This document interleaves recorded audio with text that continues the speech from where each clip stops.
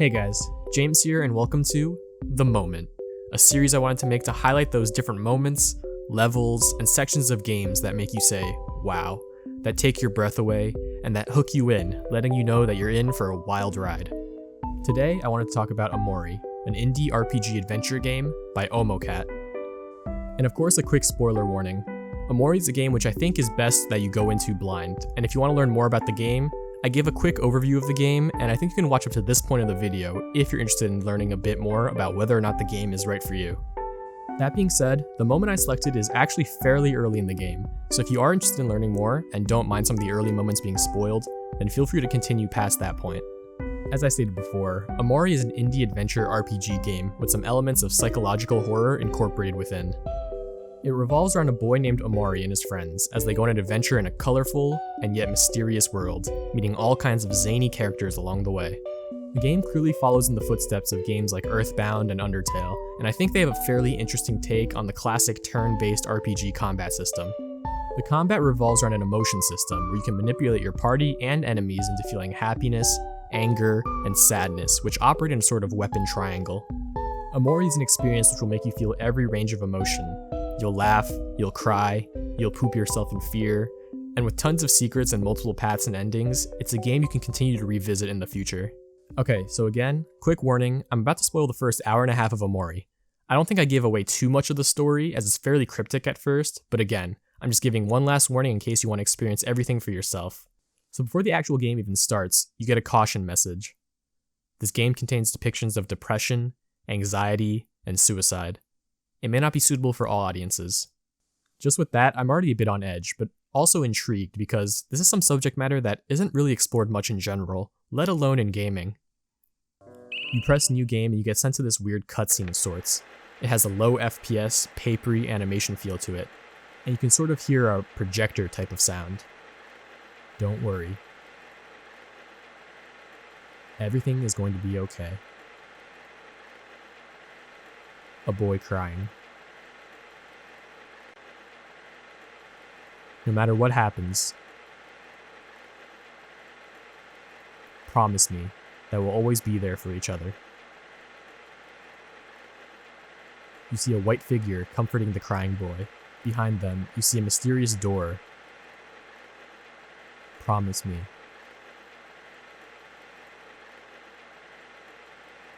Then, darkness.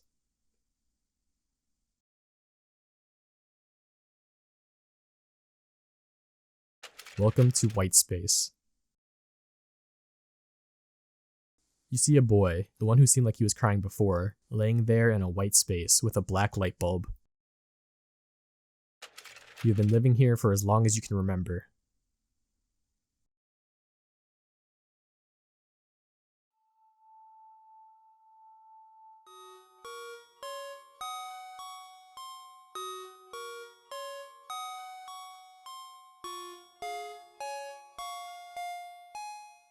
You hear the music start, and the camera pans down into the room.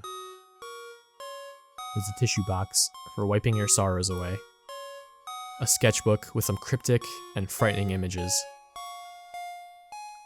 There's a black cat. And a laptop, and in it, your journal. A bunch of entries with no indication of what day it is, but from what you can see, you've been here a long time. And it seems like everything was okay. If you try and explore the room, you might run into hands that pull you back into the center of the room. And honestly, seeing those hands chase me even now still gives me some of the heebie-jeebies. You walk a bit to the left, and there, you find a knife. Considering the warning at the start of the game, I already don't like where this is going. All that's really left in the room is a white door, the one that you saw before. It casts a faint shadow.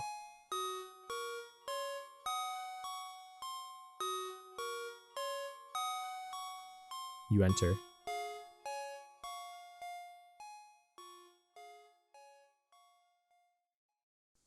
And whoa. This isn't what I was expecting. Your friends, Aubrey, Kel, and Hiro approach you, asking you to play. They're in this big, colorful room with a freaky-looking cat. You can hear a lullaby playing in the background.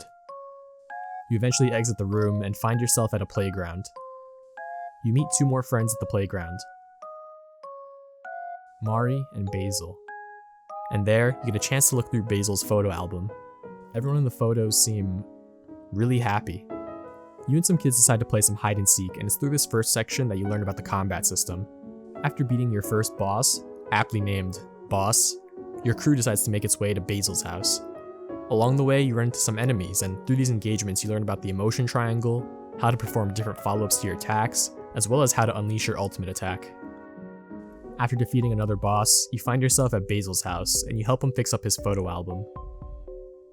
Then, a photo falls from nowhere. Basil picks it up and his face looks worried.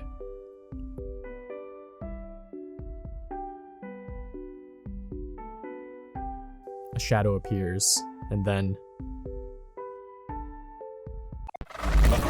you find yourself back at the white space. Not much seems to have changed.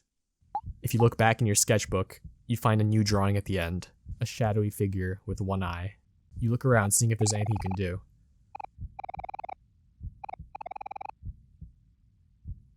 There doesn't appear to be anything new, so you go into your menu and you see it, stab, in red color. You hesitate. Is there really no other option?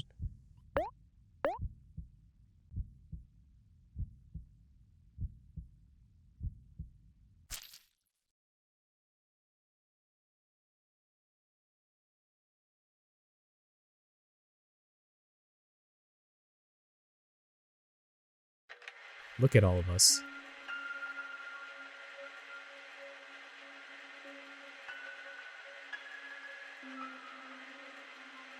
Those are all of our memories together.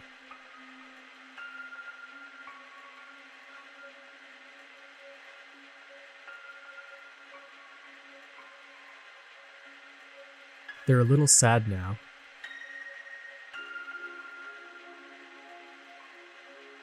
But we should be happy that they happened at all.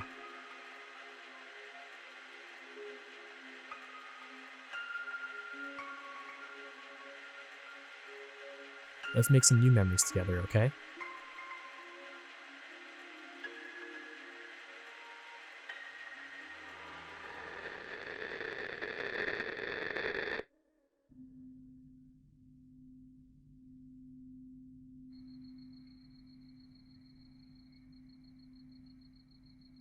Then, you see a boy sleeping in his room. You get to name a character? What's going on? You wake up in a dark room. The art style even seems to have changed a bit. Your mom left you a message and some steak downstairs. You explore some of the rooms, but nothing seems too out of the ordinary. You can try and go down the stairs, but your character refuses.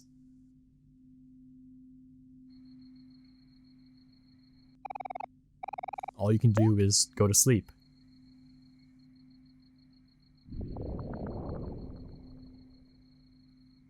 Then you awaken, who knows when. You go outside again and things are different. An eerie red glow radiates from outside. You feel strangely drawn to it. All the other doors are locked.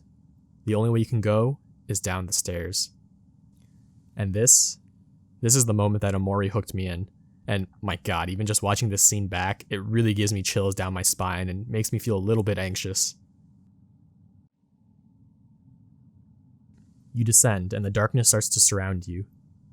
You see long, black hands reaching up towards you from who knows where.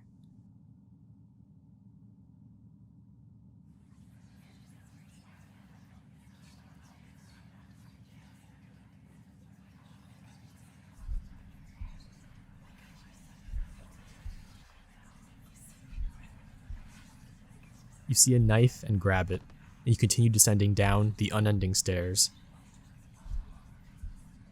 Suddenly, another hand pops out. It looks aggravated and strangely realistic. You try and make your way down, but the hand continues to get closer and closer, until finally it grabs you. Your character is afraid, but fear wasn't in the weapon triangle you'd learned before. You see an eerie figure, eyes, teeth, and hands hidden in the shadow of the stairs. You can try to run, but it's no use. When you try and attack it, the name only appears as something. Something can hurt you, but no matter what you try, nothing hurts it. Then, a mysterious voice calls out. Take a deep breath. Don't be afraid. It's not as scary as you think. You steady yourself, and you remember how to calm down. You now have a new skill, calm down. You take a deep breath, and then darkness.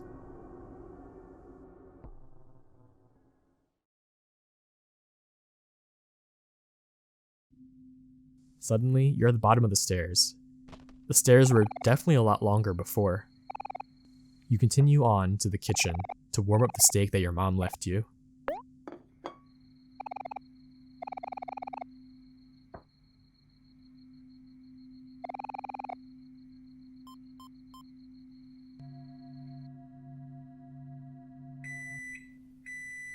You microwave it and it ends up well done.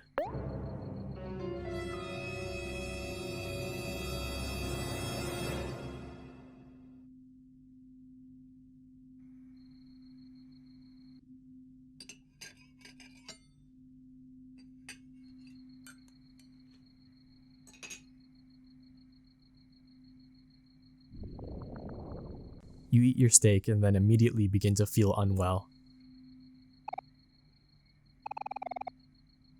You make your way up to the bathroom to throw up. You check the mirror once. Your vision distorted. Wait, what was that? Whatever it was, it's gone now.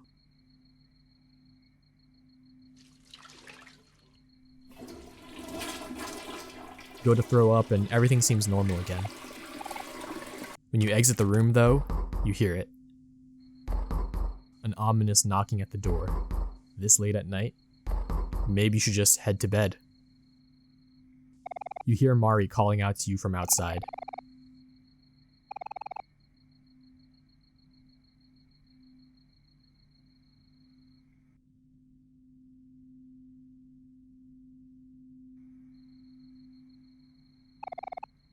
Do you answer it?